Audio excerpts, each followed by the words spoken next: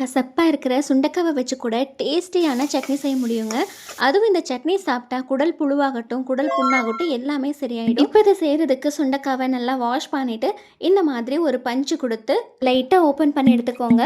இல்லைனா மிக்ஸி ஜாரில் சேர்த்துட்டு ஹாஃப் பல்ஸ் மட்டும் கொடுத்து எடுத்துக்கோங்க. இப்போ பேனில் ஆயில் சேர்த்துட்டு 2 டேபிள் ஸ்பூன் அளவுக்கு கடலைப்பருப்பு, 1 டேபிள் ஸ்பூன் அளவுக்கு உளுந்து, 1 ஸ்பூன் சீரகம் சேர்த்து ஃப்ரை பண்ணி எடுத்துட்டு 7 சின்ன வெங்காயம், 3 பூண்டு, 2 பச்சை மிளகாய் சேர்த்து ஃப்ரை பண்ணிவிட்டு ஓப்பன் பண்ணி வச்சிருக்கிற 15 சுண்டைக்காவையும் சேர்த்துக்கோங்க. இது கூடவே ஒரு சின்ன சைஸ் தக்காளி சேர்த்துட்டு நல்லா வதக்கி விட்டுக்கோங்க.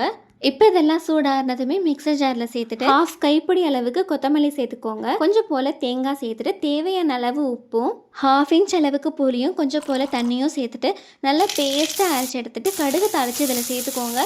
இது நீங்கள் இட்லி, சப்பாத்தி, தோசை எதுக்கு வேணாலும் வச்சு சாப்பிட்லாங்க. சூப்பராக இருக்கும். அதுவும் சாதத்தில் பரட்டி லஞ்ச் பாக்ஸுக்கு கொடுத்து விட்டு பாருங்கள். சுண்டைக்காய் தான் செஞ்சீங்கன்னு சொன்னால் யாருமே நம்ப மாட்டாங்க. ட்ரை பண்ணி பாருங்கள்.